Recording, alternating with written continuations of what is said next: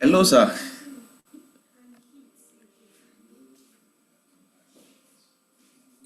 How are you, sir? Good morning, sir. So How I'll far? fine.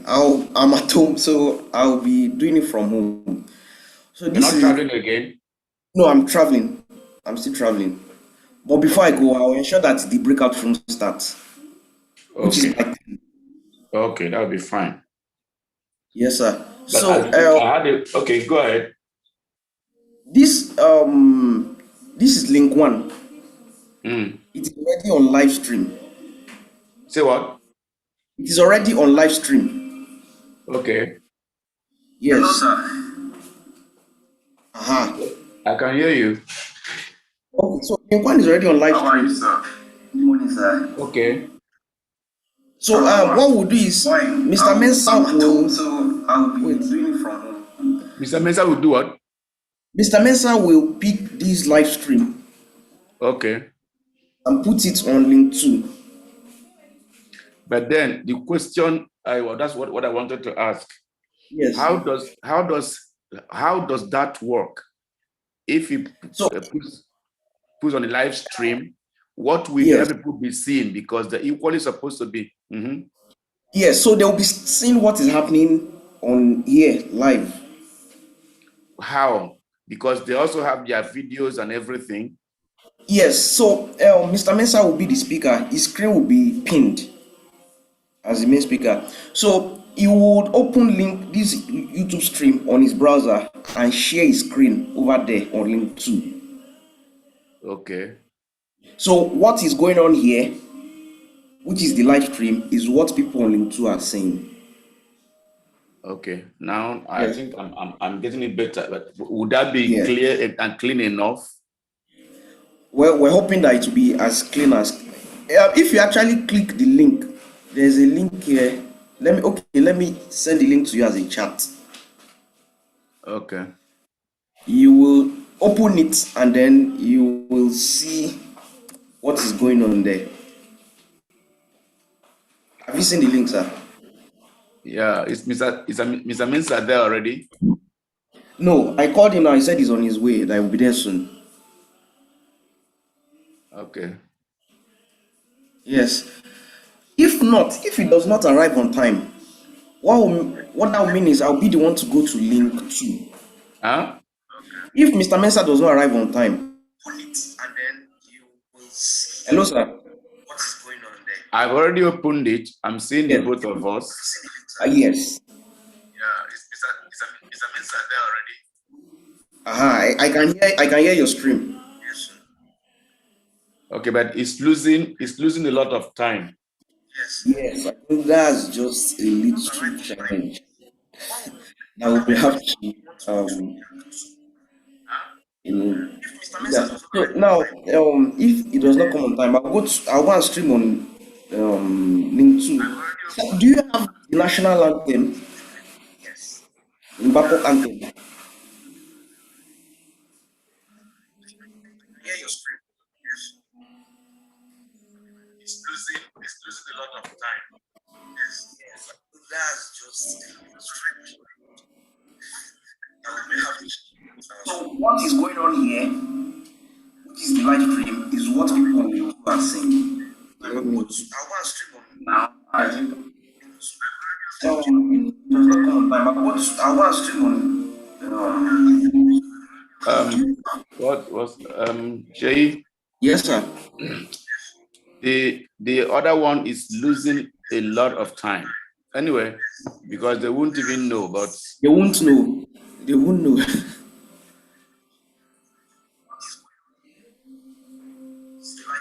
So, but the time lag in between shoot is not up to a minute.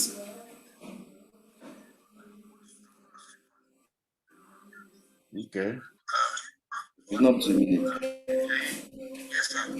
So, other one is okay. Let me check. Let me check link two, sir. Let me see what's going on link two. Then I'll come okay. back here. So, but the timeline in between is not up to a minute. Okay.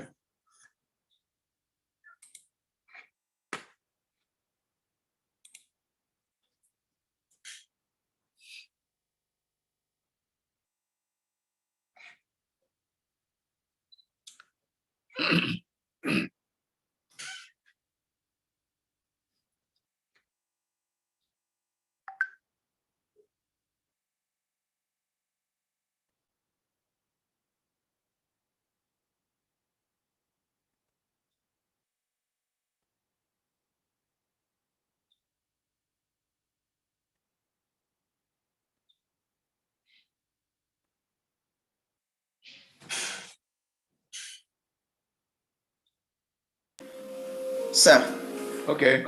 can I please have the order of program?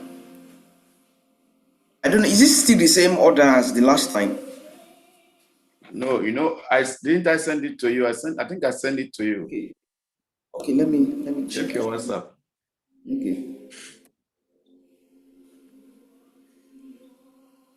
Okay. Okay. Yes, I've seen it.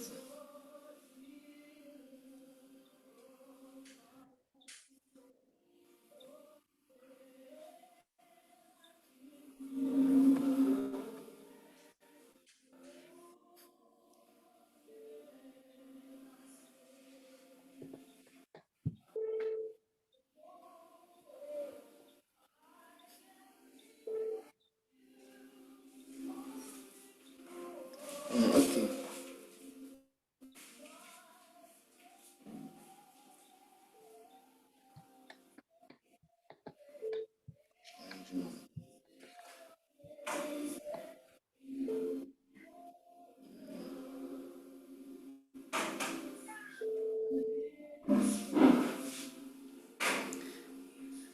Sir, is Mr. Dangana still the MC? Yeah, I'm going to call him now. Okay. So what I see here is arrival and setup and straight to the discussions.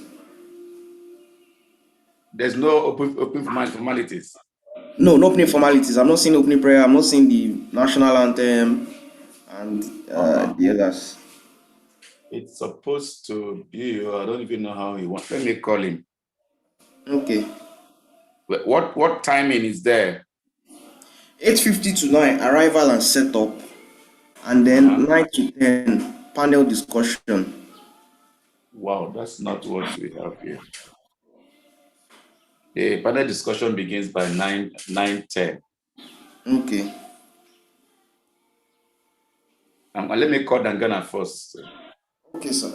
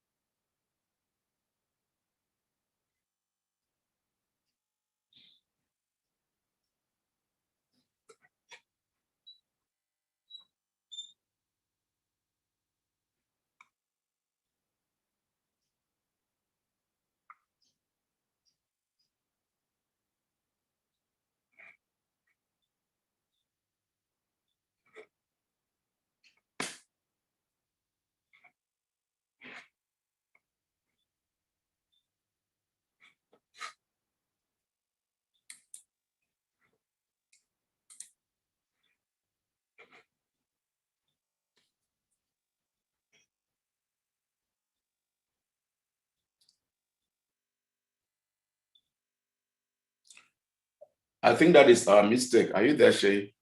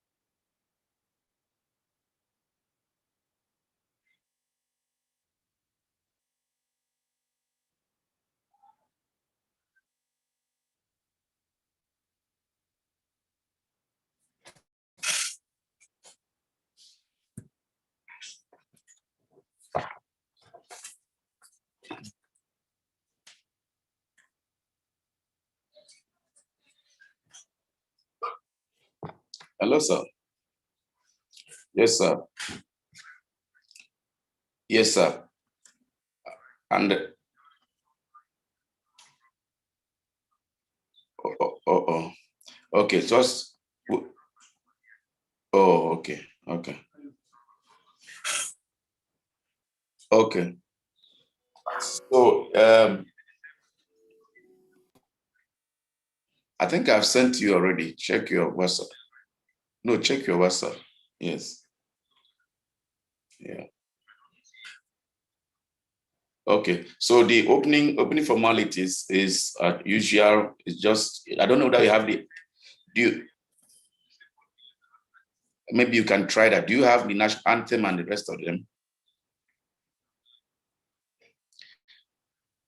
Yes, what I mean, do you have the anthem to play? So maybe somebody will just sing it.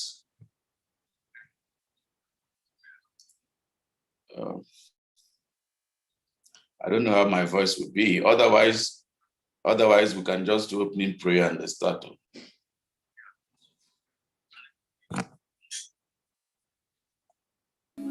Hello, sir.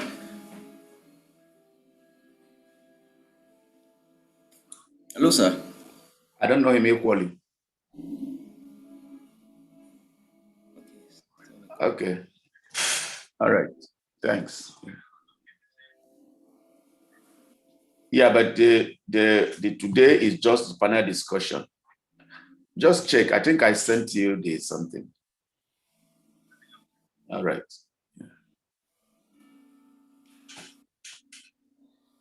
Hello, Hello, sir. sir. Yes, sir. Would those formalities be there? The national anthem, Bapok anthem. I No, have them. we are thinking of removing those details that they will not cut short into their time. Okay. What he would do is just after the welcome, then he does he calls for an opening prayer, and then Okay. we start.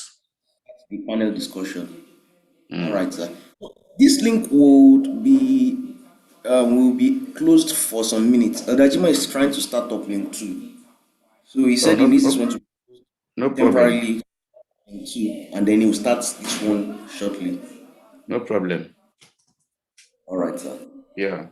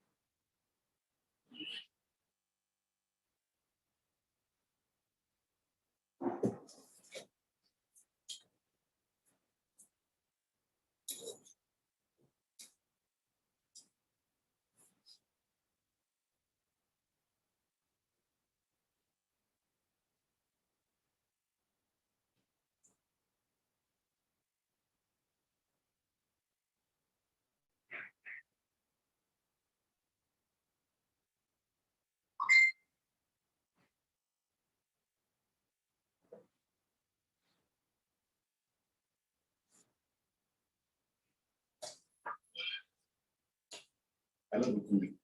Yes, sir. Morning.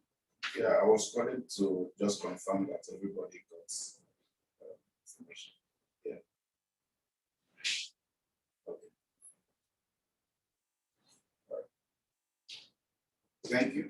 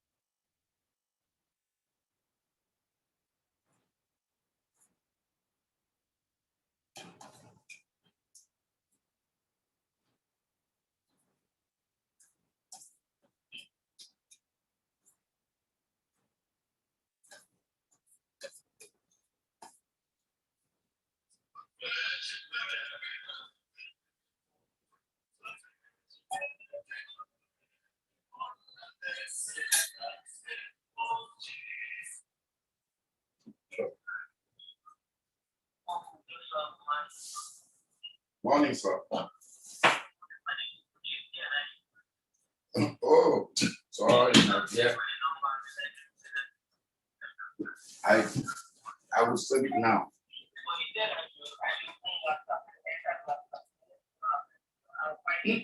Are you sure this is the number you gave me from WhatsApp? Okay. I'm guilty as charged.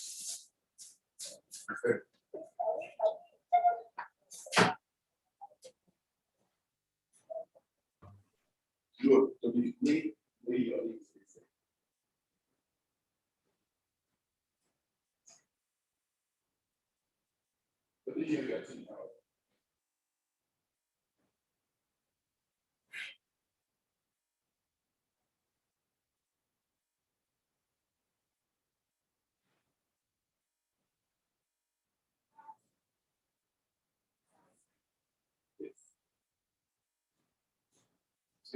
the mail was sent to you, right?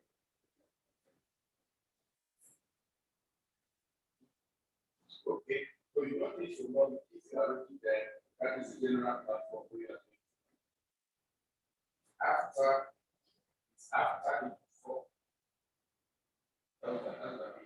That's going to come. After the first for 1 hour. That's where you can now click on your book. In fact, you're already in your brackets. Yeah. Yeah, already in your just there. All right. Yeah.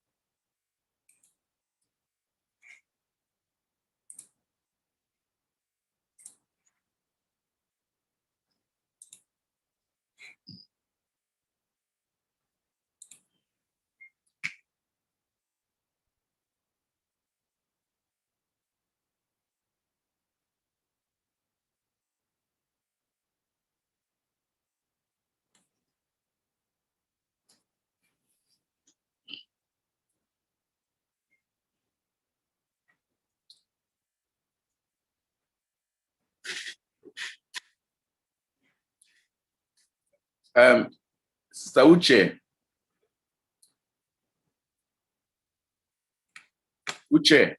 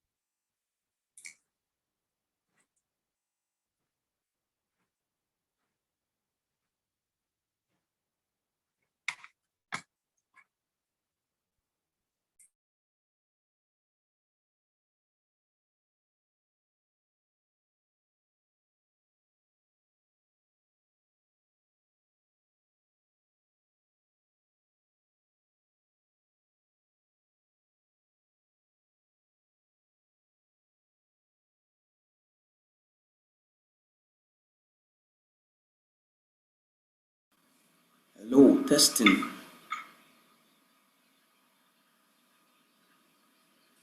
Hello, testing voice. 1, 2. Hi, Joshua. Good morning.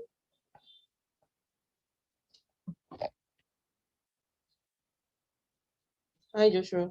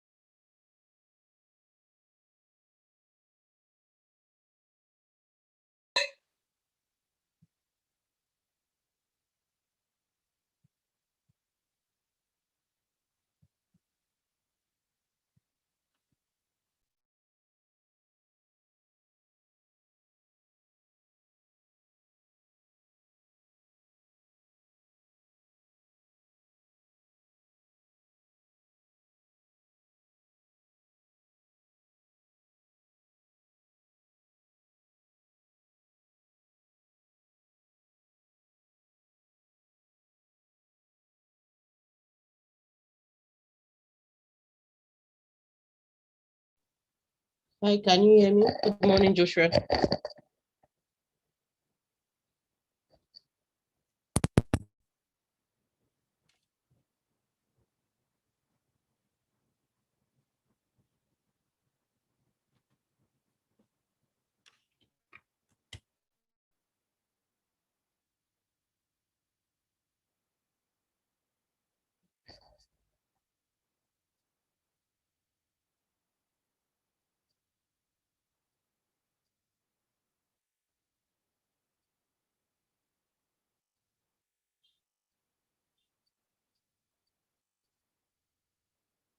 Hi, Joshua. Good morning.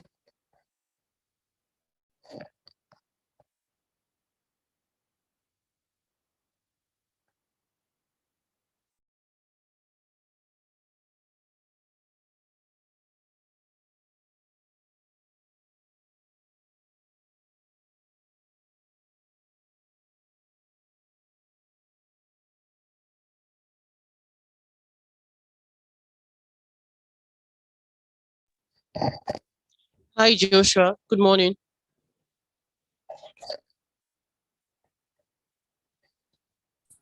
Good morning.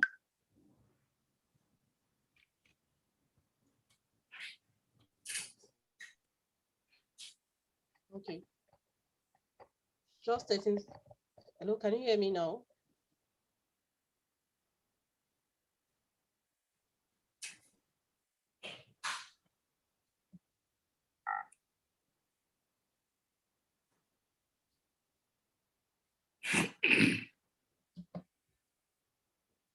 Hello, dial *785.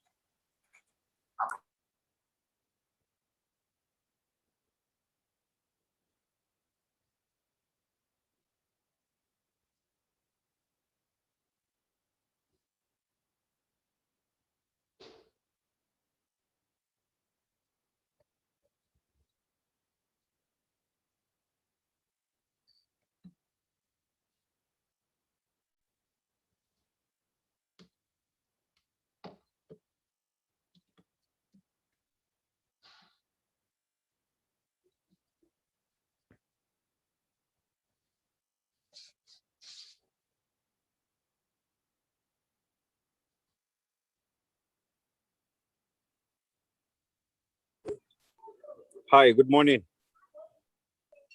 Good morning. Can somebody confirm hearing me? Yes, Yeah, I can. but make it a little louder. Okay. Is it better now? Okay, we can manage. Let me change my volume settings. Okay, what of now? Yeah, can somebody else talk? Thank you. Hi, Can somebody Joshua. confirm hearing me? Hi, Joshua. Loud and clear. Okay. Great, thank you. That should be Dr. Jerry Okpeyemi, Aston University. Good morning. Good morning. Thank you. Good morning, Jonathan. I can see Manuel, Toye, Joy, Adeleye, Jejmoke, Akinjobi, Toluwani, Dolako Owolabi from Findarts University. Good morning. Thank you. Morning. I can see Egonu Ozichi, Elisha Felicia, and a host of others. Thank you. Thank you very much for. Hi, Joel. Also good to see you. Welcome to this opportunity that we have to interact and share thoughts on how life looks like. Should I say during schooling, after schooling, but whatever the challenges may be, you will hear more today. And the discourse today will be focusing on how employable will you be? How employable will I be? Okay, becoming employable in a challenging work environment. But as the culture of Babcock University is, I will request wherever you are, you will join me to bow your head as we will pray. And then thereafter, we will proceed in earnest the event for today. Let me just look through. I think I can see Jerry Kwarbai. Jerry, if you don't mind, can you please offer us a word of prayer? We'll be grateful. Okay, shall we pray together, please? Thank you.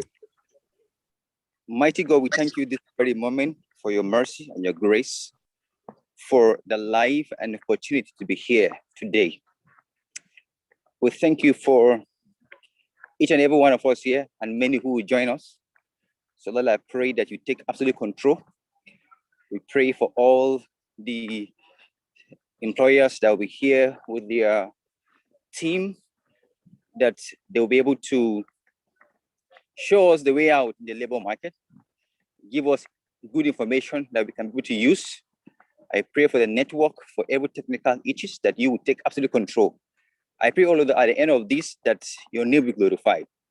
Thank you because you are a mighty God. This we humbly prayed in Jesus' name. Amen. Amen. Thank you very much. Dr. Jerry, I am aware because I know him firsthand. He is a faculty in the School of Management Sciences in Babcock University. And particularly, his services are with the Department of Accounting of Babcock. So thank you very much, Dr. Jerry, for your word of prayer. May I quickly share with us, please, for those employers that are here, I want to plead that you kindly rename your device. Let it also reflect the institution to which you are representing. That will go a long way to help us in identifying your presence here. So it doesn't appear that we're picking somebody over another. So thank you very much, Dolako Owolabi. We appreciate your compliance. Clearly, I can see Finlas University. So thank you very much, Dolako. I'm grateful. So may I request that other institutions that are here kindly will be grateful if the same will be done. Thank you very much. I can also see Lily from University of Liverpool. Lily, can I hear your voice? Good morning from Nigeria. Good morning from Ilishon. Hello, everyone. Good morning. Beautiful, it's Lily. Good to be here. It's good to be here. It's good to hear your voice. It sounds very much like your name. Your voice sounds like a Lily. Thank you. Thank you. Thank you. Thank you for complying. May I also request those others who are here, and as time goes on, we will also keep saying the same thing. Great. Okweyemi, Aston University. Okweyemi. Hi, everyone. Good morning. Good morning. Thank you for having me here. Good. Your voice sounds with so much okwe. That is amazing. Yeah, maybe okwe really yewa. Yes, thank you. Thank you, okwe. Good to have you here. Yes, good to have you. Thank you. I'm actually scrolling through to see if there is somebody else that, I don't want to sound or act selfish, so that I can recognize as many as I can see on the platform. So as time goes on, I will also keep coming back and reminding us, especially those who will join a little bit later, so that we can be able to accommodate you all and recognize your presence. So we're very grateful that you are here. Again, like I said earlier, when we started, that today's discourse is to focus on how graduating students that are here, how can you become employable in a very challenging situation that the world is facing? And let me say this in all clarity, that the knowledge that you will get here, whether you will choose Father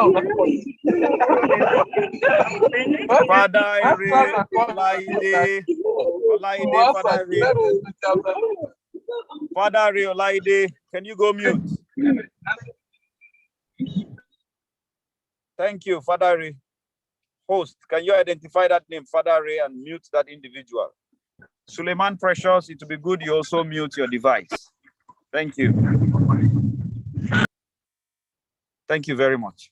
And so what I'm saying very clearly is to every graduating student that beyond what the discourse today will look like, it will be important for you to know that even if you think you want to pack your baggages and your belongings to leave Nigeria, let's say you want to go to Canada or you want to move to Australia, the knowledge that you will get from here will go a long way to helping you survive in those environments, because unemployment or employability is a global phenomenon. It's not only because you school in Illusion or in Nigeria that you think that problem exists.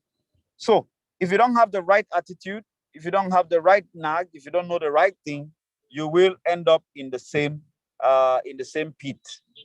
So it may just only appear that you are relocating your problem.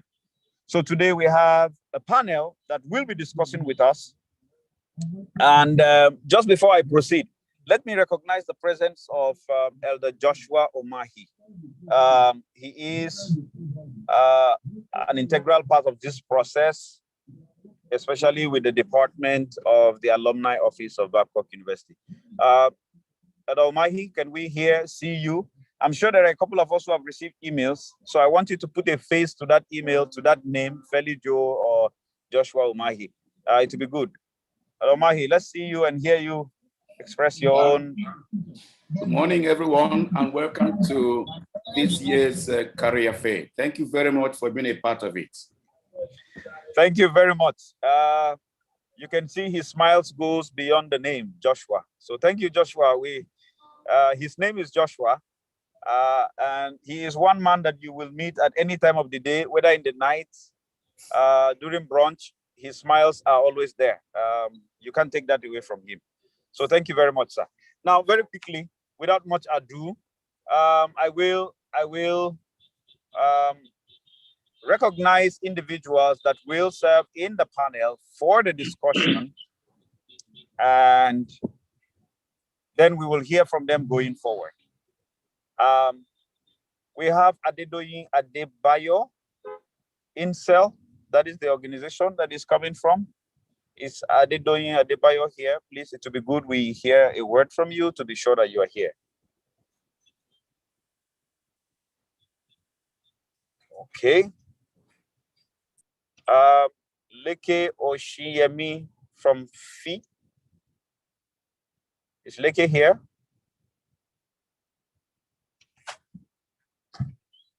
Can somebody confirm hearing me?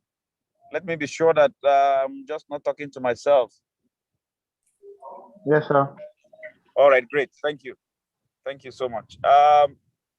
Is Bayo Ayotade?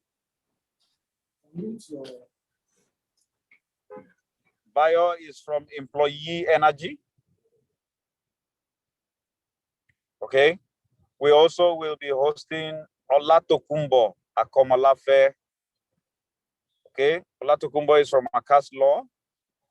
And then, of course, Olawale Ajani, of course, is from SETI Consulting. Edomai, can you confirm the presence of these personalities here with us? Are they here?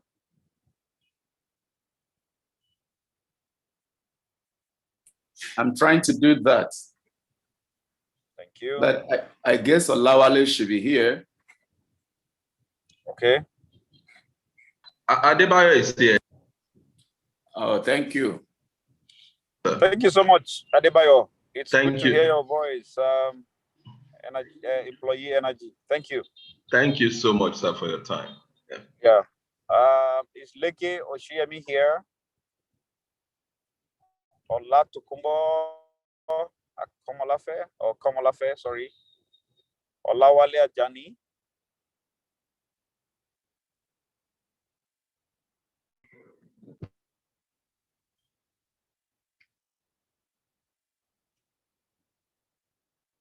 I'm sure others will join. I mean, myself and Wale, we spoke a few minutes ago, so I'm sure he would join as well. And fellow other, yeah, I'm very sure. Okay, thank you so much.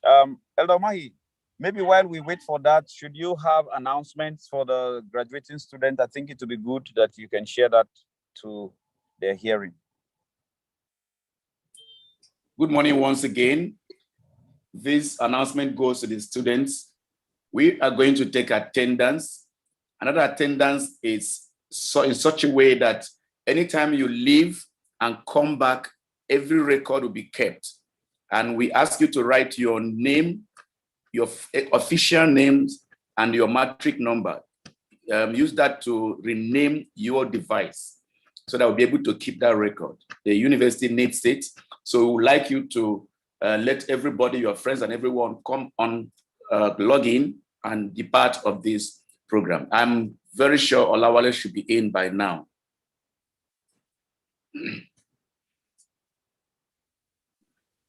Good morning, sir. Good morning, sir. Good morning. Sir. Yes, sir. Sir, I didn't get that information very completely, sir. Very well. Okay, that you rename your device. Sir. Rename your device with your official name, which is the name you have with us at Babcock University, and then your matric number, because we are taking attendance. I think that was clearly communicated to you. Is that clear?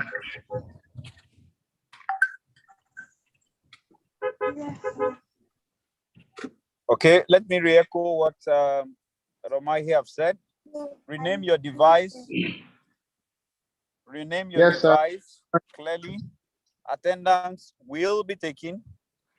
And for every time you log out or log in back, maybe due to network, or even if you do that intentionally, for every time that happens, that attendance will be recorded.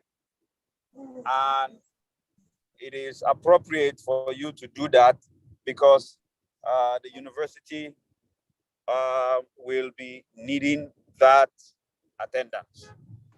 I hope everyone who is on the call have heard that.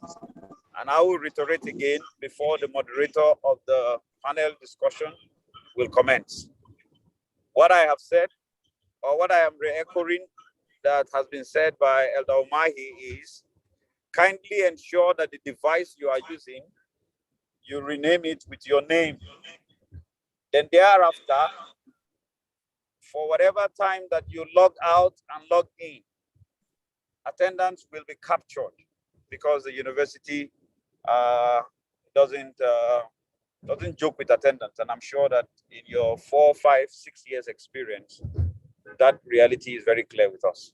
All right, thank you very much. I'm getting response. Olawale is with us.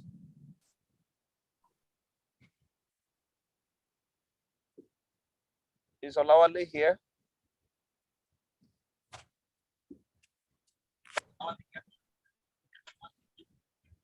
Olawale, can you hear me?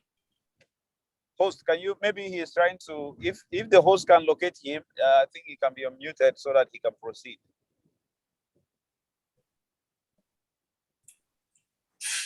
Mr. Shei, see if you can locate SETI Consulting or Olawale Ajani.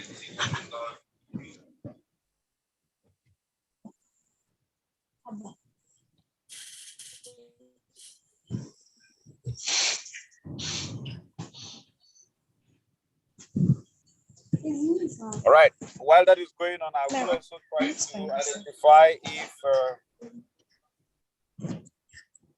if there are more institutions that have joined us. One of the beautiful things that will happen here today to all of us Babcock students is to note that there is going to be a breakout session. Victoria Deremi and Janet Temilola, Temi Lolua, thank you. Just go mute on your device.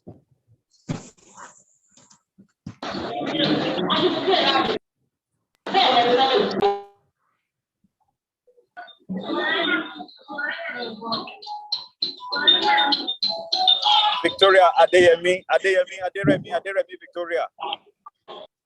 Thank you. Mute your device. Father, have mercy.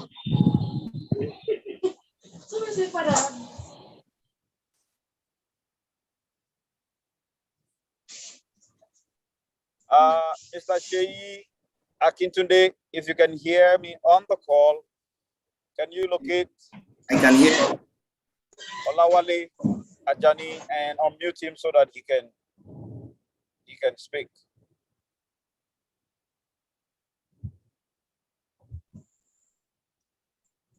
Yes, I'm trying to contact him. He's going to join us shortly. Okay. Thank you. All right, Ashley and George, you're also here. Ashley and George from Education Canada, thank you very much for being here with us. Can we hear your voice and know how you're doing this morning? Greetings. Good morning from Elisha. Good morning, I'm Mrs. Obeta. I represent Ashley and George Education. I'm excited to be here. It's my first time. Oh, this is better. Yeah, thank you. Beautiful, Beta. Your voice sounds really much better than your name. So we are happy that you are here. Thank you for having me. And we hope that this will not be the beginning of the end, but it should be the beginning of more relationship with us at Babcock University. Certainly. It's great to be here. Thank you. Thank you for being here. Thank you. Yeah. So to all students that are here, there is going to be a breakout room. And during the breakout room, you are entitled to interact with all the personalities you will meet. And they will be of great help to you. Every institution that is represented here, when we move into the breakout rooms, you will be made admins so that you can accept individuals who are within your preview when it is time. All right. Has Olawale been identified? I think you're taking attendance. Right.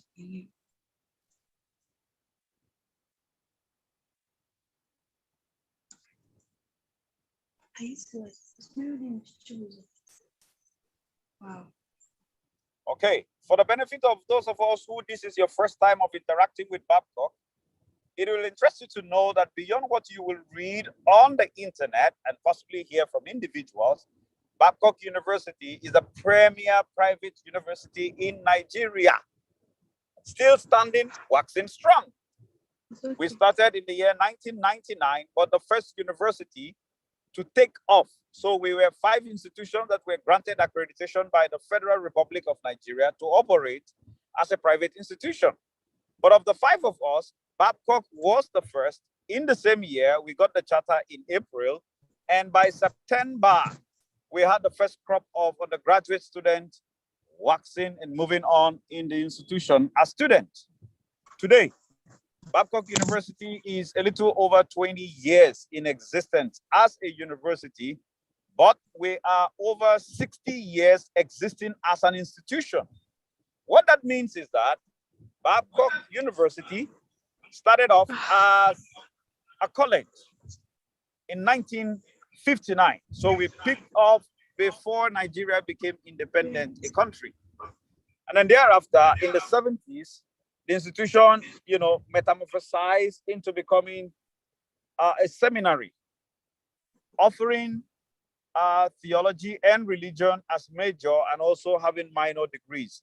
So it was affiliated with Andrews University in Michigan, USA. So you will find also alumni who are actually from all of those generations. And by 1999 April, the university picked up officially as a full-fledged university.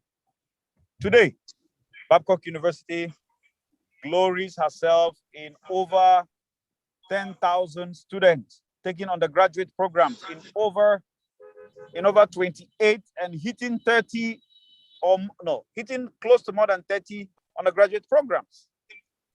And we also command at about 3,000 postgraduate students. So when you walk into Babcock on a daily basis, there is a traffic of a minimum of 15,000 people moving in and out. And so when you will want to add that with visitors, then you are talking of close to 30 and arguably 50,000 people moving in and out of the university. If you want to add those who will come to use our essential services, such as using the shopping mall, such as using the banking system, such as coming to make inquiries, such as wanting to know a little more about what that reality called Babcock looks like. So Babcock University is actually a home away from home for everyone who has the opportunity to be there. And our students, just like every other student around the globe, will have experiences that they have had of Babcock. While you will have an insignificant percentage of individuals have experiences that are not palatable to them, but that does not represent the generality of what the reality of the Babcock experience is all about. And so this is an abridged version of who Babcock is, of what Babcock is, and what we stand for. We stand in strong morals, accountability, transparency. These are our core values. Servant leadership. And then above all, the moral, which are grounded in the word of God, is what Babcock also prides herself. It will also interest you to know that Babcock University, as an institution of higher learning, is owned by the Seventh-day Adventist Church. Babcock University is one out of the over 110 universities across the world owned by the Seventh-day Adventist Church. So if you have met Babcock, wait a little more. There are more Seventh-day Adventist institutions of higher learnings that you are yet to meet. Okay. The host? Yes, Elder Mahi, you have the floor. Okay, I think I'm seeing Olawale Ajani in the floor. Maybe you can reintroduce him for him to speak, take off the program. Thank you very much, sir, for bringing that to my knowledge. Thank you very much. Mr. Olawale Ajani is of the SETI Consulting, and he will be moderating our panel discussion. And we have 4 panelists that will be here. Initially, I had called the names, and I will do that again. We have Adedoyin Adebayo, Leke Oshiyemi, Bayo Ayotade, Olatokumbo Komolafe. Thank you very much for being here. Olawale Ajani, are you here?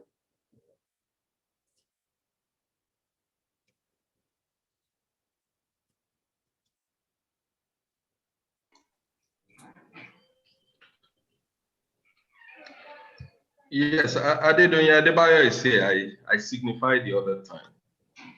Oh, yes, I remember that Adedoyin actually did that signification. Thank you very much, Adedoyin, for being here. Thank you so much, sir. Yeah. Thank you. Is the moderator here now?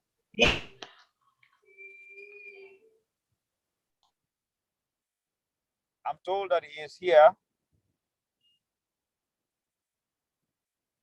But the host, can you locate Olawale? Yeah, it was just a while ago. It seems to be quite. I think he's trying to connect, get into the meeting.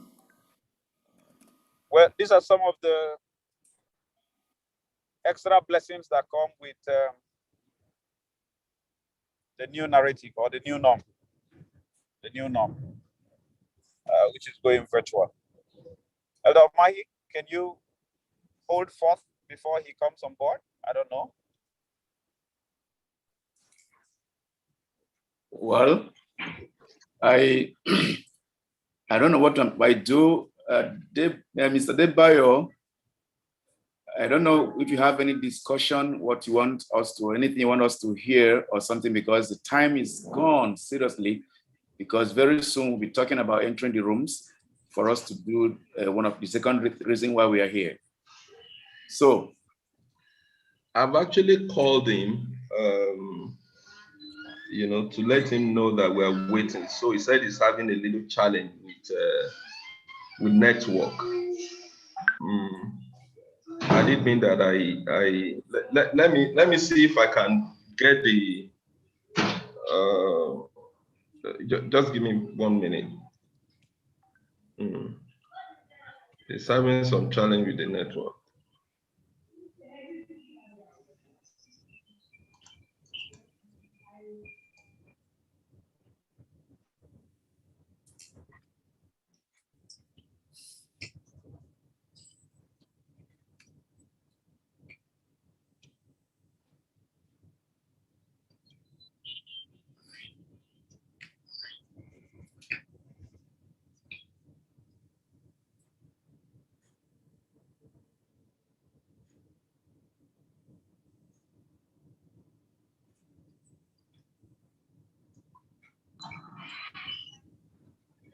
Yeah. Just give me a few minutes. I'll try and see. Trying to get that from him so that I can stand in his place while he joins. Okay. I'll try and do that right away.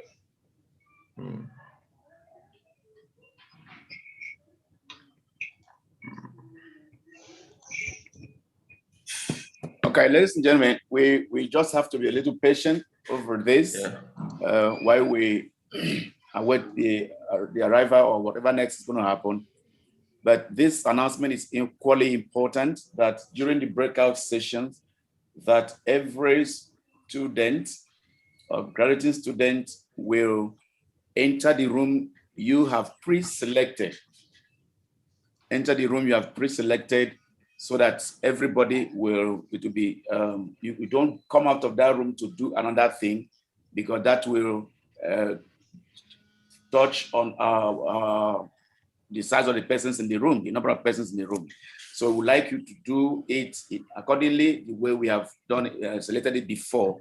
So we are going to possibly show you again the list and where you are going to be. So by that time, we'll ask the host to give us direction on what to do to enter our rooms.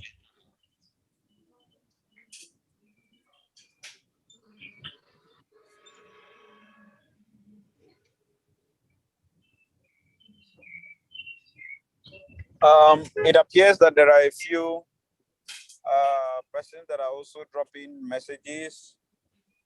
So I may also wish to request the institution that I have signed up. It will be good you also once in a while check your direct, your chat option. There might be one or two persons who would have possibly have started asking questions. So that may go a long way to help you start preempting what is to come as you go into the breakout rooms. Thank you very much. Well,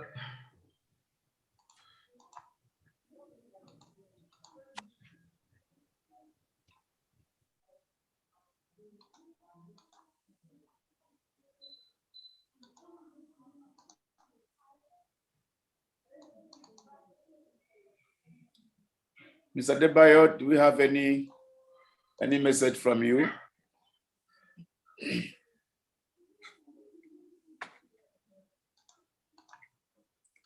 Mr. Debayo. Yes, sir. I mean, it's unable to, but I think I can help out. I'm okay.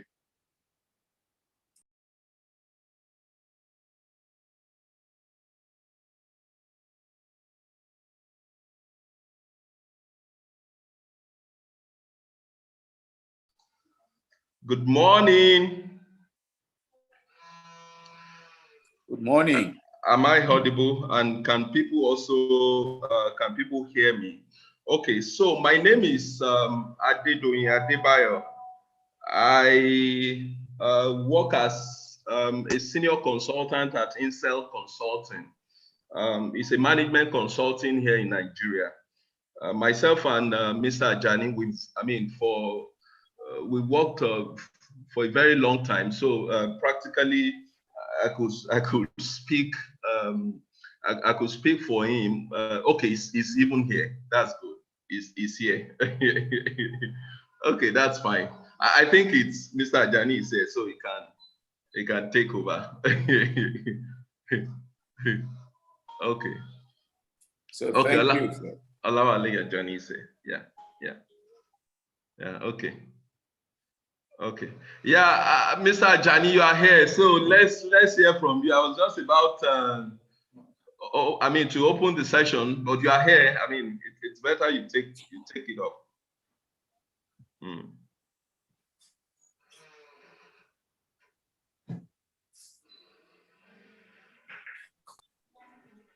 I can see him. Mr. Ajani. Yes, can you hear me, please? Yes, please. Okay, good morning, everyone. Good morning. Good morning. Okay. Thank you very much. I think, sorry, the network here, I had to switch it. That has been an issue, and that was why the delay. Sorry for that. It's I fine. hope we are all here. Hello? Can you hear me? Yes, we can hear you. We can hear you. I want to confirm the panelists. Tolu Adeleke, are you here? Yes, sir. We can hear you, sir. Yes, I want to confirm if Tolu Adeleke is here.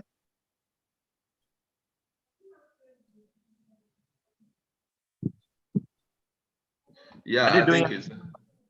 Are they doing it? Okay. Here. Okay, fantastic. Leke Oshiemi, are you here? Okay. I think without much ado, we have to move on now. And I thank Babcock University for this wonderful opportunity to expand frontiers of knowledge and bridging the gaps between towns and gowns, which becomes very critical at this point. The World Economic Forum, WEF, said human capital is the most critical economic engine in the 21st century. I take that. No.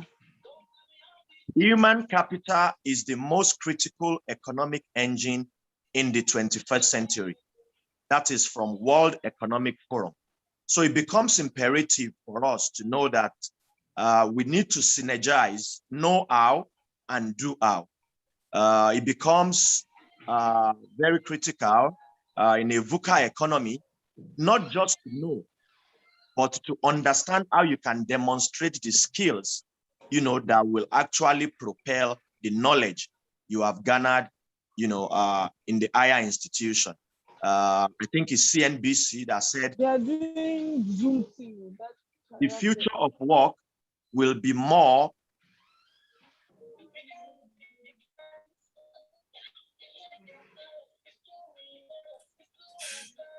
You are off. Your mic is not on. It's not picking us.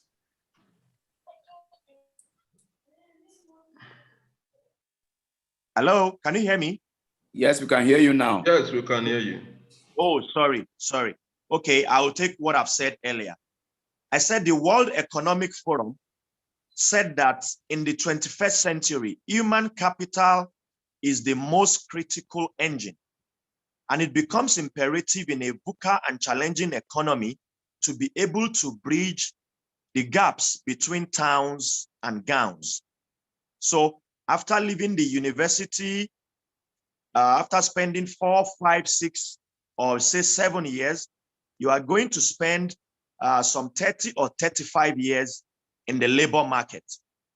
What is requested in the labor market is very important and also crucial to synergize what you have actually studied and learned in the higher institution. I have an editorial of this day of February 27, 2017, titled Dealing with Youth Unemployment. And it has a brief caption that says, there is urgent need to realign the nation's educational curriculum with the needs of the economy. It goes ahead to say, unless the relevant authorities do something critical and urgent about the astronomical rise in unemployment levels, particularly among the youths, Nigeria may be sitting on a time bomb waiting to explode. Figures available paint a dire situation of millions of Nigerian youths roaming the streets, looking for work, but finding none. The situation is compounded by the economic recession that has necessitated the sacking by many private enterprises of their staff in the name of rationalization or what we call casualization.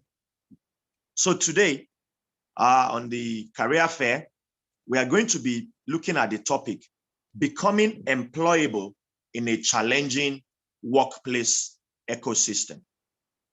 So I start with a snapshot that says, is our educational system, is it really preparing us for the future of work or for the outside world?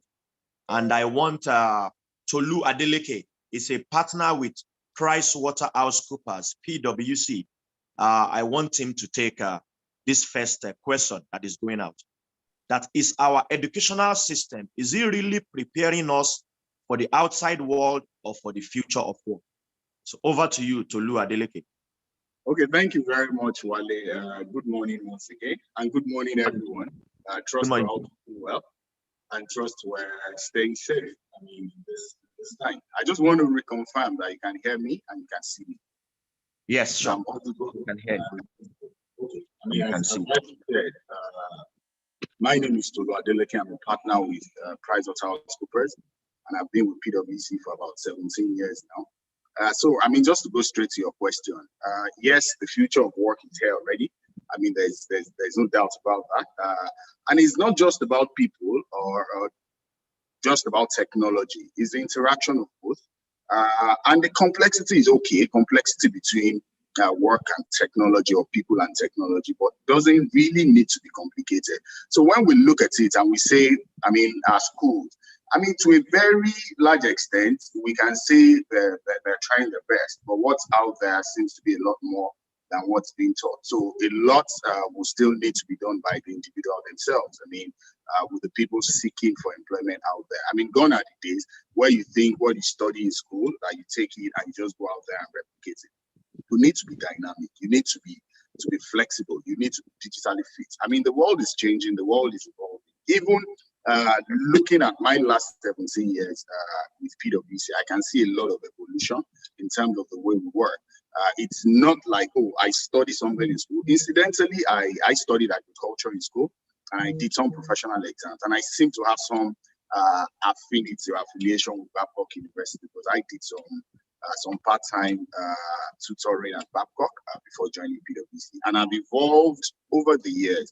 It wasn't about what I studied in school. It was about that personal commitment to take ownership, to take responsibility of being aware, creating that awareness and creating that commitment and attitude that I want to take the bull by the horn and attack the future, which is now.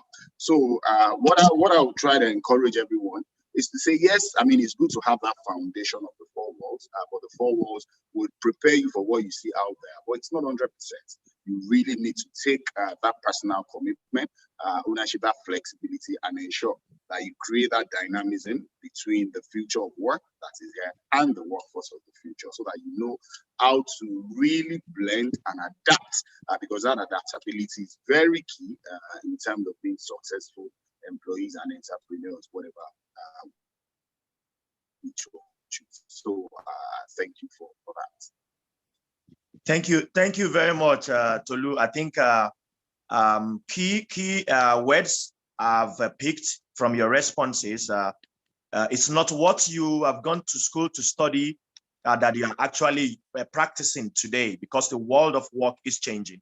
The University of Ibadan, you studied agriculture, but today you are a fellow of Institute of Chartered Accountant, you are a certified accountant, and you are into assurance and advisory. And this depends on personal development, like you put it. There's need for awareness, that ownership, you use that word ownership and dynamism. You must be adaptable, adaptability, and you must be flexible in your choices, of career. And also, you said individual needs to also work on themselves. How do you situate the role of a coach or a mentor? When it comes, is university, what do you see? Should university introduce mentorship and coaching, so students are able to understand what coaching and mentorship, is right from the university days? Yes. What do you say about that? Are you there, Tolu? Oh, sorry, I was muted. Okay, just to quickly answer that, I think the role is extremely important. I remember when I joined my firm, for example, about 17 years ago, we assigned professional coaches and mentors in the office. Those are people that will guide you because you're just really fresh. You're going out there. A lot of us right here on this forum, we have probably not worked before. We haven't seen the world. It's a totally different world. I mean, it's not rocket science, something we're going to be able to blend with, but you need some people that would come with what I call, I think I would try to use what I call the API model. Authority, presence, and impact. You need someone with authority, someone who's done something before, who's credible, who's experienced, who's done it before, who's faced a lot of similar situations that you're likely going to face in the future. The person comes to you, start mentoring you and creating that presence. And creating that presence is more like connecting what he has done before now to what is happening presently. So he brings his past experience to the present, and he wants to create an impact in your life, in your professional career. So it starts from that A, he connects it to the present. A is past oriented, what is done before, because you need mentors, you need coaches that have done things before that you've heard about, that you've read about. So they come and bring. Can you hear me? Yes, go ahead. Okay. I think we might need the administrator to mute everyone who's not speaking. Who's not speaking? Yeah. Less distraction. So you need people that will bring that to the current reality. Bring a lot of credibility, reliability, intimacy, and then create a lasting impact on people, so that you can be very, very comfortable in terms of facing that future. You need a bit of confidence level, a bit of assertiveness. And what I tell people is, based on experience, a lot of people that finish school, that go out there in the job market, for the first 2-3 years, they practically don't know what they're doing. What they just want to get is just to get salary, to be able to move around, feed themselves, and live a decent life. Then you start understanding your career path in the next maybe 3-4 years. That is when you really need to be serious and start thinking about what's my focus, what creates that value for me. And you know how I would like to cap it up. Once you get to a point where you do what you like, and you like what you're doing, that seals it for you. So once I enjoy what I do, and I do what I enjoy, because people come to me to ask me, so you've been in PwC for about 17 years. Why haven't you left? And I tell them that every day I go to work, I don't feel like being forced to go to work. I feel excited because I do what I enjoy, and I enjoy what I do. Once you're able to connect the two, you're just at the right place. But you need some mentors and some people to guide you to be able to get to that path. Once you're there, then you become a successful employee or an entrepreneur. Thank you very much. Thank you very much, Tolu. Thank you for the deep insights into, I hope Africa also will leapfrog into coaching and mentoring, effective coaching and mentoring, which is Think and You know how to capture this stuff. Please, can we mute, please, the noise, admin, please, can you mute, admin? Initially it was 500. No, this not, we're having filtered noise. Can you please mute these people? That is why we just dropped it. Admin. Mr. Sheyi. Please, anyone, yeah, people are talking, and can I you just change? Email was empty. It's not email. Yeah. Empty. I sent a link. Okay, the link. That's the link to the matriculation page. Hello? Hello, admin, are you there? Is it to your matriculation page or to all of our matriculation page? No. Please, can you mute these people so we can have a distant discussion, please? Thank you. All right, Adesegun, are you there? Yes. Good morning, Mr. Ajani. Yes, I'm here. Good morning, Mr. Adesegun Adebayo. I'm glad to have you here. Adesegun Adebayo is the principal consultant at Incel Consulting.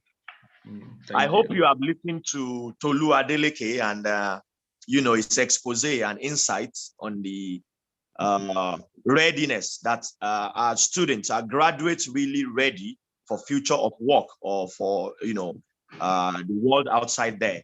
I hope you listen to him.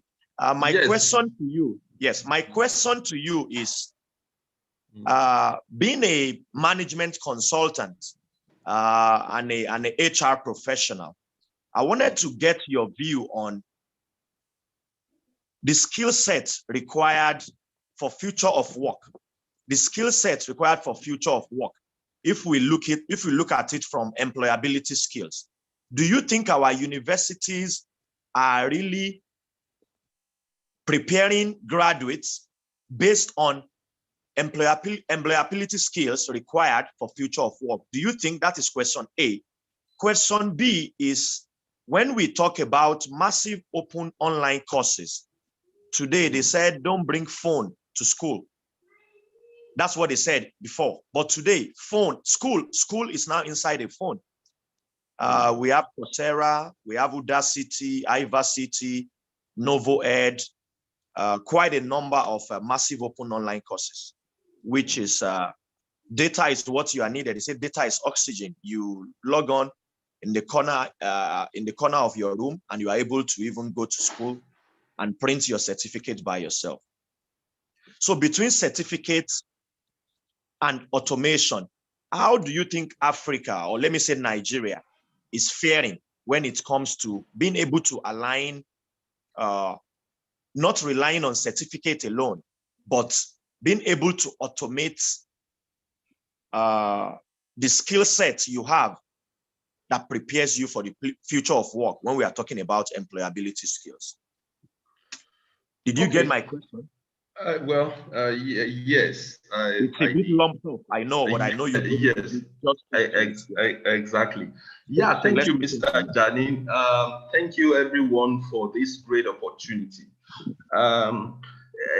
Apparently, this is coming at a time when I'm also preparing to have a global conversation with one of the thought leaders within the learning and development industry. I mean, I'll be interviewing the CLO, the Chief Learning Officer of Kraft and Heinz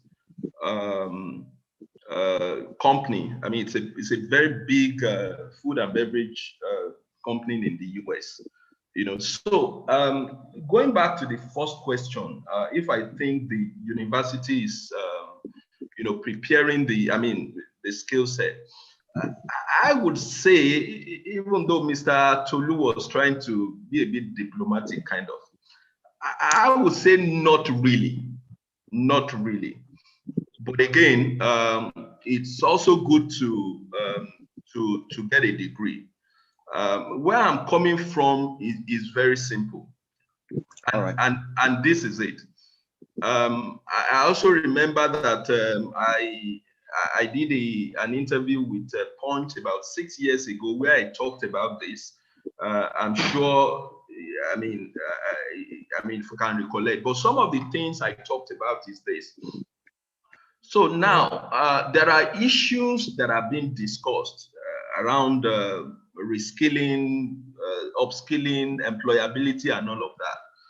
So one of the things I would have seen, or the expectations within that conversation would have been where you have stakeholders coming together. You have the higher education coming, the employers, I mean the companies, government agencies, parents and students coming together, sitting down to evaluate the skill sets that are needed for the future of work, most especially within our environment, not just what we read, what we read out there. Because even if you look at what the World Economic Forum is talking about, data analysis, AI, big data, and all of that, those are the things that are actually working at the global stage. But within our own environment, because I always believe that anything you are doing, you must factor in your environment to it. I would have seen a situation whereby all these stakeholders are actually coming together, maybe every 2 years or every 3 years, to look at, to evaluate the current skills. So employers will come to to schools and say that, okay, from what we have seen, these are the skills that we need. But I don't think that is happening. So that's a huge gap that I would say, So, but let's leave that and talk. Can I cut in and say, how do we, there should be a synergy. So how do we address that? Do you have a solution that employers should come into higher institutions? Yeah, there should be a synergy. How do we address that? Yeah, well, definitely there should be a synergy. But again, are organizations willing to do that? Because I see this thing as a demand and supply thing. Yeah, the universities are the suppliers of labor. This is where they manufacture skills, where they help reshape brains and all of that. Where also the organizations are more like the demand. But I would say, even if the Mohammed does not come to the, how did they say that thing? Mohammed does not go to mountain. Mountain goes to Mohammed. To Mohammed. So for us as institutions, one of the things we need to be able to do in order to differentiate what we are doing is to move close to employers. So in the design of our curriculums, beyond what the authorities, the government agencies, the NUCs, beyond what they are saying, beyond what they want us to put in the curricula and all of that, we also need to get latest thinking, latest insight from employers. I think this is one of the solutions, or this is one of the solutions that we can prefer as professionals. So institutions, you need to have a way. So for example, PwCs now, or the top consulting firm or the manufacturing firm, what are the latest skills they require? Not what we hear on the internet, but in our home way, what are we doing to ensure that we localize the design of our courses, we localize the design of our programs in order to suit what the employers, organizations, and all of that, what they are demanding out there. I think this is one of the solutions higher institutions can do. Of course, also employers also need to come to the schools and tell them, hey, can you help infuse this kind of courses or this kind of skills in your courses, and be able to churn out the best at the end of the day. Because if we keep waiting for government, if we keep saying that, oh, after all, we're waiting for government, I'm not sure we'll be willing to get to that destination whereby we need to raise the standard, as it were. So higher education need a role to play. Employers also need a role to play as well in this conversation. Yeah, I think that answers the first questions, right? Yes, sir. Yes, sir. Go ahead on the second one. Okay. Yeah, the second question, I think you talked about certification and automation. Yes, sir. Yes. I put up a quote on my WhatsApp status a few days ago, and it says this: instead of focusing on employment, our youth and generally people working should focus on employability. There's a difference between employment and employability. Please share. So we know the distinction. Yes. Okay. Yeah, of course. Employment, more like someone looking for what to do. You're looking for a job. And employability is building the skills. You having the right skills to be able to fit into the into the workplace. So now I know an average ability to sustain, being on that job. Also, ability to sustain being on the job. Yes, on the job, so exactly. Of skilling and reskilling. If you have to, knowledge of yesterday might no longer be relevant today. So you have to keep. Yes, yeah. Go ahead. Absolutely. Yeah. So one of the things we need to be able to do as young graduates is to first of all audit our skill set. What kind of skills do you have? See, forget what you've gone to learn in what you've been taught in school. I studied geography in school, but I knew very well from day one when I came into the university that I wanted to go into consulting. I knew very well, and what I did, what I still do, is that I became so familiar with technology. In fact, I started using Excel as far back as 2001. Wow. That's about 20 years ago.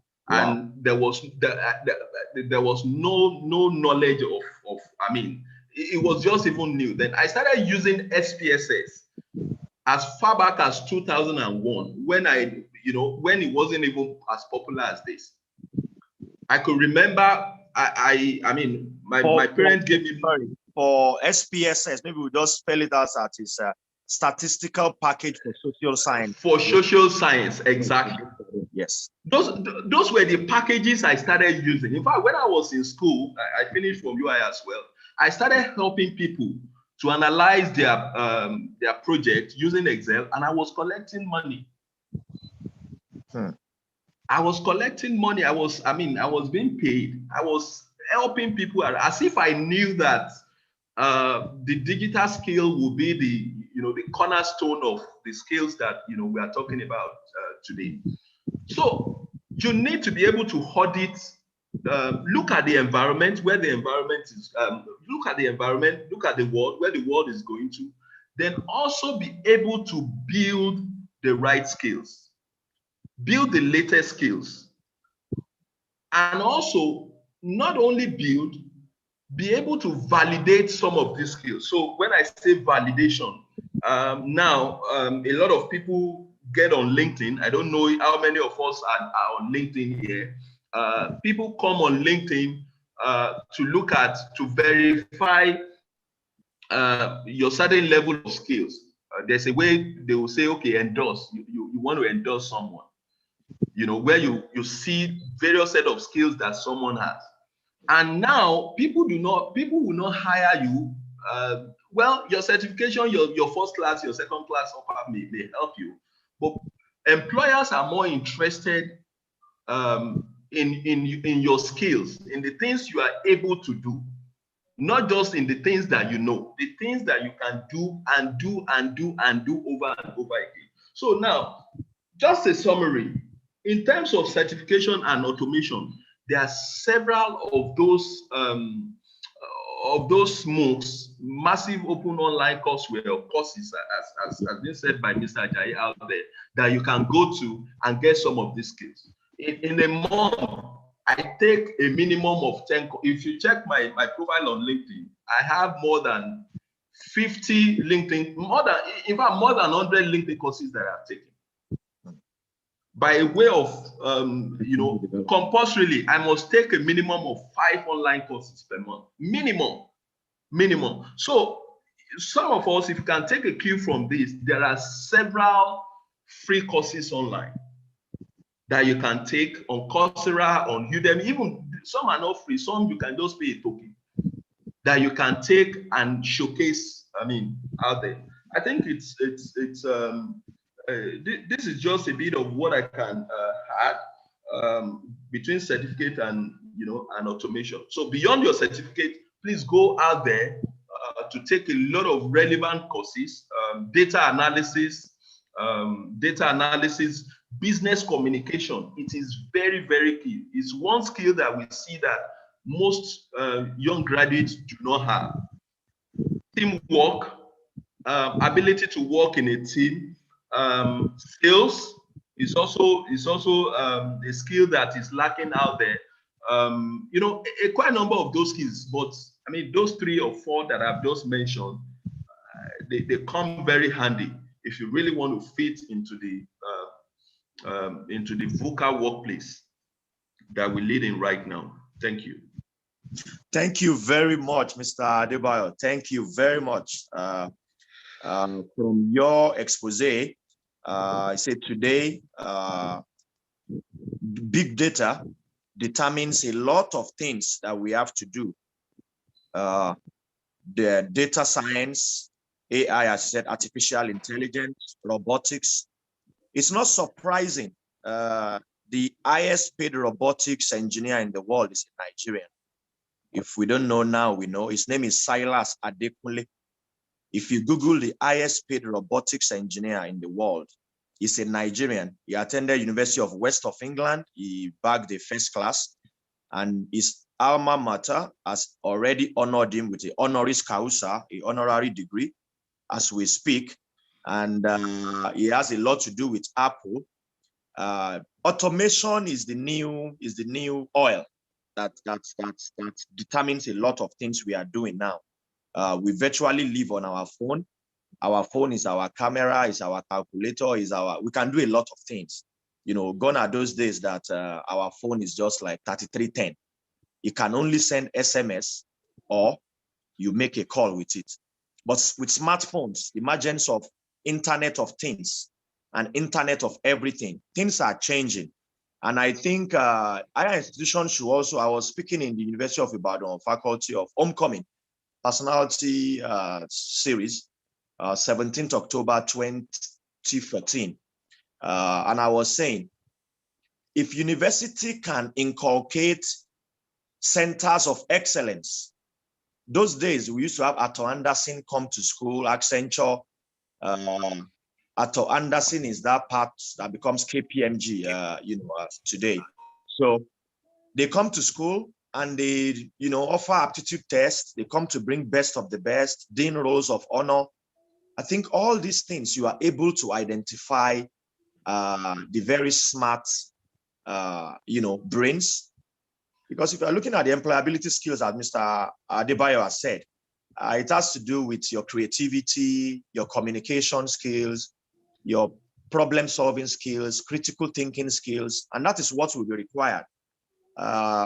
It has been said that college performance is a poor hiring predictor. I'll say that again. College performance, like our CGPA, is a poor hiring predictor. So your second-class upper hire or recruit might not perform as good as maybe a second-class lower or even a third class. So Google said this, that CGPA is worthless. If you Google CGPA is worthless, you will know that it's Google as a company. So we are conventional. We are not conventional, and we don't want to be one as a company. So this is what Mr. Tolu Adeleke has been saying, Doyin Adebayo. The world of work is fast changing, and we need to, Mr. Adebayo mentioned, we need to evaluate our current skill sets and also validate them, because that's to do with demand and supply. So I go quickly. Thank you, Mr. Adebayo. I go quickly to the third panelist now, which is from ACAS. Are you there, sir?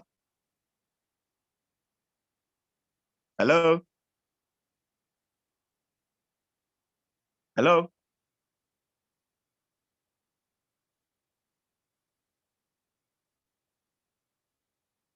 Can you hear me, please?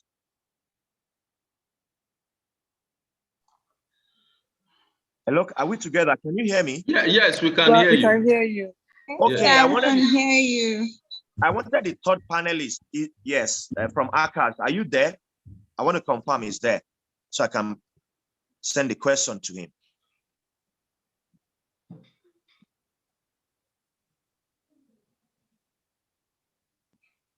Okay, if not, is Leki or Shiemi here? Leki or Shiemi, are you here? Okay, Tolu Adeleke, are you here? Hello, Tolu? Yes, I am. Okay, okay. All right, fine. So, Tolu, I'm putting this question to you now. Okay. You are a leader in your own right. You have spent 17 years with PricewaterhouseCoopers. I'm not, I will ask you a direct question. Was PwC your first employment? I wanted to be sure. Not exactly. I mean, after leaving school, I worked briefly in 2 months for PwC. As I mentioned earlier, I seem to have some affinity for Babcock because I did a bit of part-time tutoring there, taking accounting students. Okay. I will say in the corporate world, PwC was your first exposure in the corporate world. Again, not exactly because I'd worked in 2 banks. I worked in Metropolitan Bank and Zenith. Okay. I'm going somewhere. Learning and leadership. Today, look at academia, look at polity, look at governance, look at non-governmental, setting, look at international socio-development. Leadership is a core problem for Nigeria as a nation, if you agree. How do we situate learning in leadership? Where should leadership start? Primary level, secondary level? What should higher institution do about leadership? So if you say we have a government, how do you put it? Harvard School of Government or something in Kennedy, or Kennedy School of, So why will Asia get leadership governance right? Why will developed economy get leadership right? And we don't get leadership right in Africa. How do we situate learning and leadership as it entails, churning out graduates that will become, universities have slogans. We are churning out, or secondary school, we are churning out graduates that become leaders. But beyond just the rhetorics of saying that, how do we really produce graduates that will become top-notch leaders in the society? That's my question. Thank you very much, Wale. I think it's a very valid question and an important question, and a very relevant question, especially at the time where we are now. Very, very crucial time in our nation, in our polity, in our governance. I mean, it cuts across everywhere, whether from the public sector or the private sector. And what I would say is, yes, it starts right there, from learning, and learning goes beyond just the school. The school system. I know a lot of schools will always say we want to produce people that are good or that are qualified in learning and character, because that is also part of it. And I think our problem fundamentally has to do with the level of education. I think our education had been so configured in such a way that it creates that dependency mindset, that it's not a problem-solving mindset, and it's not one that creates that responsibility and ownership. It creates a mindset that, yes, I'm only comfortable in my own area, and I depend on people to do other things.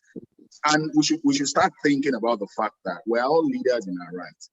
I was not, when I joined PwC, for example, and the way we work is such that we're organized in teams.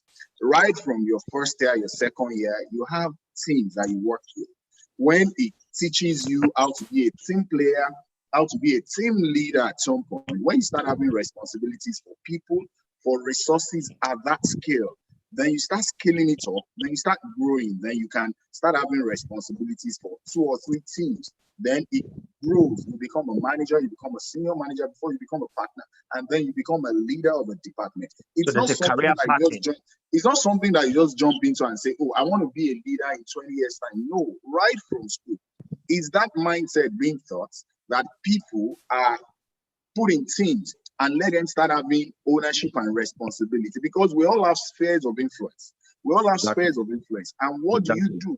I desire to see something. I desire to see a change. So what are you doing at your own level to see or to act to ensure that that thing that you desire to see, especially in your own sphere of influence, you're doing something about it. You're very active. You're committed about it. So right from school, yes, I mean, there's that learning, but it has to be inculcated in, or leadership has to be inculcated in our learning. And it's not just by, yes, you have a lot of theories, you have a lot of things you do, but it's by consistent demonstration. The way we organize, even our schooling system, our curriculum, the way we learn, the way we give people assignment, put them in teams, let them come together, let people start understanding how to manage resources right from there. I think our problem is we don't teach all those things, and people then start having mindset that there are some people that are going to step into leadership at some point in time. And then when I get there, that's when I can demonstrate, not knowing that even right from your secondary school, the way you're given assignment, the way you come back to present, to start showing that you can effect positive changes in your sphere of influence are all the things that lead into you having that skill set that is required for leadership. So it's not something that you get into, and that's why we're where we are today. A lot of people are unprepared. They believe that it's something that will get into and I will learn, not knowing that it's something that should have been evolving and be part of you. So that as you're learning, that character is also being built in that leadership skill set. And once you do this consistently over time, it becomes part and parcel of you. So that when you eventually now get that title, because it's not about title, and that's a mistake we all make again, to say, oh, I'm a leader, it has to be by title. No, it has to be by demonstration. So that when you now get there, then you are now able to now merge your title with that demonstration, and then you start seeing what you desire to see before now. So that Thank you so much, Oluwadeleke. I think I just want to corroborate your last lines. I read a book by Mark Sambon titled, "You Don't Need a Title to Be a Leader." And I think on this platform, I'm recommending it it changed my life. And I'm recommending it to everybody. You don't need a title to be a leader. Mark Sambon. And it's also the author of Fred Factor. Yeah. So these 2 books, very, very good. It feels like you are reading Jim Collins, Good to Great, which is another good book. You don't need a title to be a leader. People think I'm picking your words. People think it's about title, senior manager, director of sales. No, leadership starts. It's innate. And when I take a leadership session on training, senior executive level, master classes, I have our leaders born or made on a syndicate sessions. Some school of thought believes leaders are made, some believes leaders are born. But like you referred, the entitlement mentality, I think it was at Lagos Business School, I first learned about it, which is actually affecting the millennials, a lot. The entitlement mentality is not making them to take ownership, of their space. Oh, someone will do this for me. Someone will assist me with this. I can even outsource my project or my dissertation. But at the end of the day, you said this is a dissertation written by Kunle Ajayi. So can you defend the dissertation at the end of the day? No, because you have outsourced. Someone has actually written that, for you. So this entitlement mentality, like you actually highlighted, is a serious thing. And I think scholars should be thinking about how to address this entitlement, let Mr. Jay, am I permitted to say one or yes, two? Please, Mr. Debayo, please. Okay, yes. Okay. Well, I will always say, and it's based on my understanding or based on myself, the millennials do not have entitlement mentality. Or I don't want us to label the millennials as having entitlement mentality. One thing I have seen, and I will link it to what Mr. Tolu Adeleke has said, and what you have also said, is the fact that a lot of young people are not self-aware. They lack self-awareness. And that is even the foundation, the stepping stone of leadership. It's not about having an entitlement mentality. It is because of the fact that we're not teaching self-awareness even at home. That is where it should start from before it gets to school. And when I say self-awareness, there are basic things, there are fundamental things. I always say that I have 7 pillars of self-awareness. Your values. What are your values? Your self-awareness should drive a lot of things about you. Your leadership's philosophy, the kind of courses that you take, the kind of job that you take, the kind of friends that you have. It should shape you.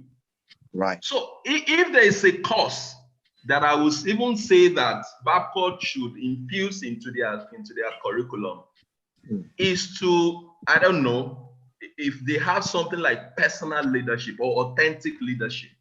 Let's begin to raise authentic leaders. Let's begin to raise leaders. I mean, not people, not graduates that will even finish and start looking for jobs.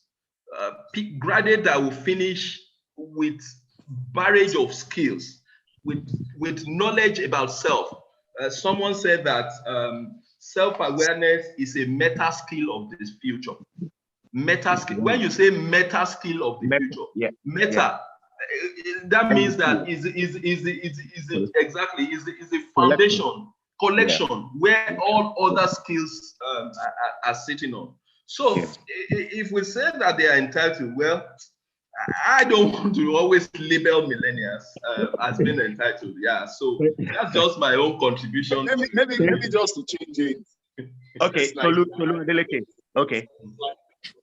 What I was trying to explain was in the past, and that's why we're here. It was more of a dependency mindset of the old generation. I mean, trying to say this thing is the exclusive preserve of some people. So I'd rather not go there. Let my leaders do it. People have been appointed or elected to do this. So it's more of a dependency mindset of the old generation. But that is changing gradually. And I mean, I tend to align with what he said around self-awareness and values. Values is very important. Personally, from my own experience and in my firm, it's something we really take dearly. Because who do you stand for? That's important. I mean, if I take you as a person, who are you? I mean, even if I decide to create that title for you, what is the unique thing about you? What would you do when nobody's there? You know, those sort of things are very important. What is your value system? And that's one of the things that is creating significant issues for us today. What is our value system as a country, as individuals? What do I hold there? Can I say these are the the things that I hold there, and I can speak confidently about it? And it's not just about me saying it. Can I walk my talk? Can I practice what I preach? What are the things that I'm known for if I'm not there? What would people say about me? What would people say about our nation? Thank you. You talk about the Asian. I think we need to You round talk about off the now. American. I mean, there was a time I went to a school, an intermediate college in the US, and they were taking their oath of allegiance. I was there with my son, and looking at those boys, I mean, the things I could see in their eyes, just taking their oath of allegiance, I was really impressed because you can actually see the way they took it seriously. So when our national anthem or pledge is being recited, how serious are we as a nation, as people? How do we take this? I mean, that drives down, that cascades down to our value system. And it's not something we blame the government for every time, but what are we doing as in, and I really align with what he said about self-awareness, and it's extremely important. Right. Thank you very much. I will just go on the last question to the other panelists. Thank you, Tolu. Ethics is very important because when you say morality, today we are that our degrees are awarded in learning and character. So it's important to have the right character. What if nobody is actually looking? Like you said, am I doing the right thing? And am I doing the right things all the time? Not just seldom or once in a while. So I want to look at entrepreneurship, which is going to be the last question. On the editorial of this day of February 27, 2017, I read to us earlier, the last paragraph said, of more fundamental imperative, however, is the urgent need to realign the nation's educational curriculum with the needs of the economy. It has been said with some measure of justification that many of the school leavers are actually unemployable with regards to their training and skills. It has become necessary, therefore, that our educational training curriculum at all levels must incorporate skills acquisition and entrepreneurial development so that graduates leave school with the capacity to create wealth and jobs rather than seeking jobs, because the jobs are not even there.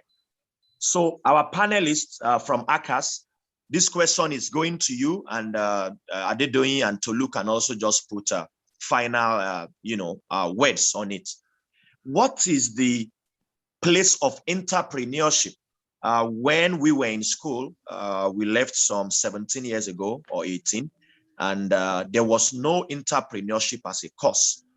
But today, ETR 301 is a general course for everybody that all students need to learn entrepreneurship, which is a buzzword. Everybody, I want to be an entrepreneur. So today, say tech, I'm a techpreneur, I'm a bookpreneur, I'm an infopreneur. There are different preneurs. What is the role of entrepreneurship in higher education as it prepares us, for the workplace? There was a McKinsey report that says education to employment. So what is the role of entrepreneurship? Must all graduates be carrying their certificates and looking for jobs? Why can't they also be creative and also create these jobs they are looking for? So that is the final question that is coming out from me. So I want all panelists, but I want our other panelists from ACAS to address this first, then Tolu Adeleke and Adedoyin Adebayo can now, put their final words on it. Thank you. All right, sir. Just to quickly mention, we have just 2 minutes to end this panel session so that we can go into the breakout rooms. Thank you, sir. Yes, let's address this quickly. Yeah.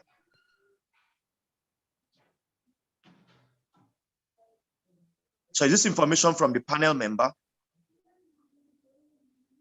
Hello? That's from the co-host, the main co-host. Okay, so let's have the panel member. The name is not sticking to me now. What's his name? From ACAS. Yes, can you address this if it's there? Well, Akailu Wendy from ACAS. Hello? We have a panelist that joined us that is not Tolu and that's not doing. Is it there? Akailu Wendy from ACAS Law. Okay. Go ahead. Okay, no, I'm trying to call out the person. Oh, is Mr. Omai here?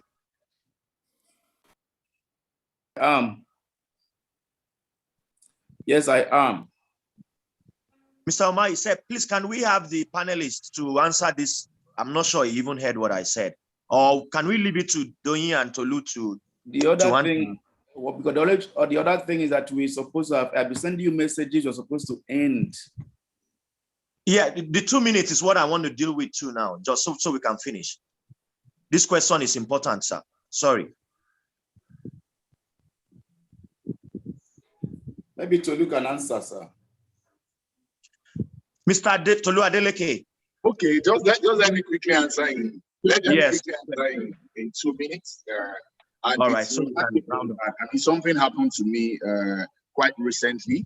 I had a colleague, former colleague, who incidentally finished from Babcock, had a first class chartered accountant, walked up to me one day that she wasn't going to continue working again, that she wanted to go for her passion. She sells shoes. I mean, we're chatting this past week, and I was trying to get some things from her. She said she's always had this, because I got up talking that how would someone work in a big four and get something, had everything and decided to be, and she told me that she's always had that entrepreneurship spirit. How did she get it? When she was growing up, her parents, her siblings were always introducing her to things, sending her to beads making when she was in college, not even, secondary school. And I think we can do a lot of things. We shouldn't leave everything to the school system. As graduates, you have siblings. You can introduce them to things. I do that for my kids. I look at them right from age 5, 6, and I look at them and I don't think, oh, you're probably going to be a doctor, a lawyer. Try to identify where your passion lies. So I try to introduce them to a lot of things right from when they're small, maybe music, all sort of things. And one thing that I've liked now is that their school, they're giving them projects. And I was quite happy when I saw the project of my son saying, build a business at grade 5, build a business, come and present it and tell us how you're going to, make sense out of this, make sales and all that. And I was quite impressed. So when you start introducing kids to things like that at that age, you expose them to a lot of things apart from school. But of course, you need to balance it. Then they start building this passion. They'll choose whichever one is good for them. So that's what I want to say. So we need to introduce them to a lot of things quite early in life. Yes, not only informal education is also very important. Vocational skill acquisition, it makes a robust scholar at the end of the day. So this exposure also needs to be income. Doing final word, please, Mr. Adebayo. Yeah, I will still go back to self-awareness. Not everybody wants to become entrepreneurs, like he said now. So first of all, know yourself. Know a lot about yourself. What are your passion? What are your passion?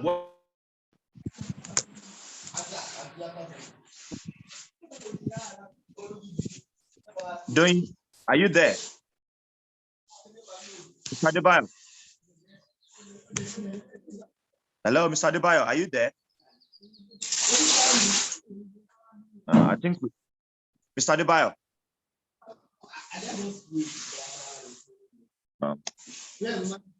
Okay. I went off for 5 minutes.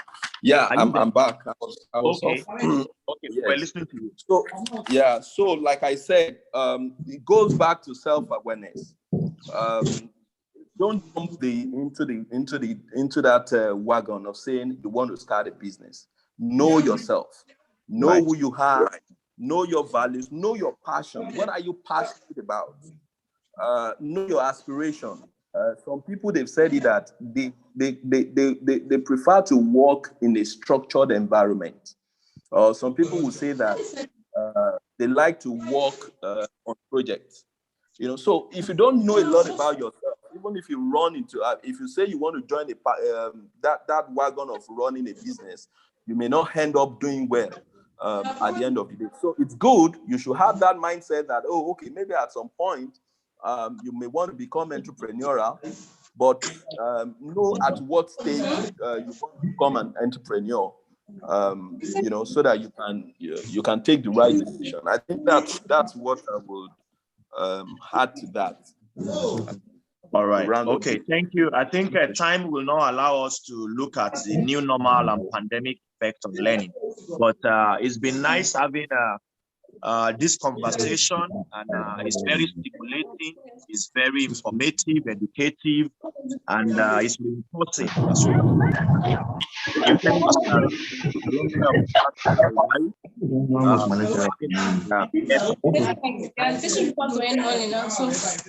Please, can we mute from the other speakers? I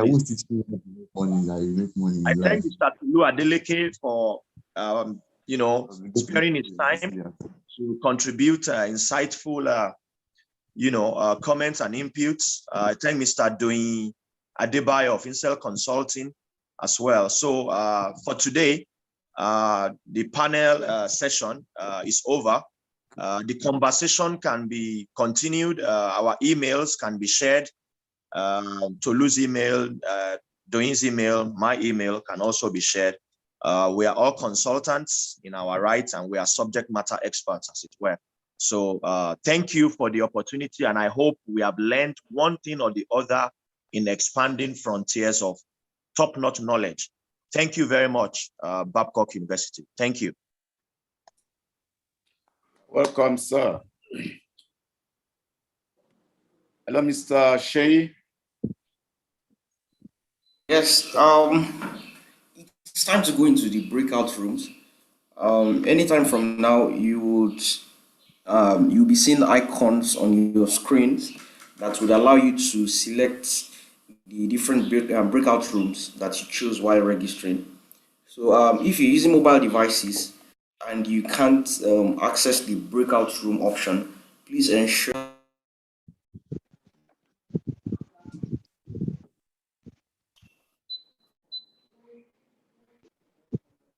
you ensure that your mobile app is up to date.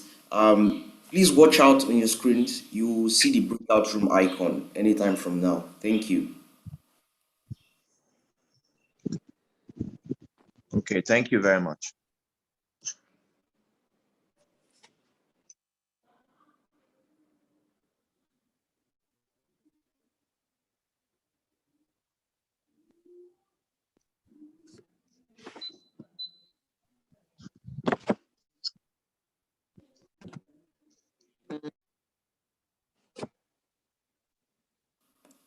All right, the breakout room icons are available now.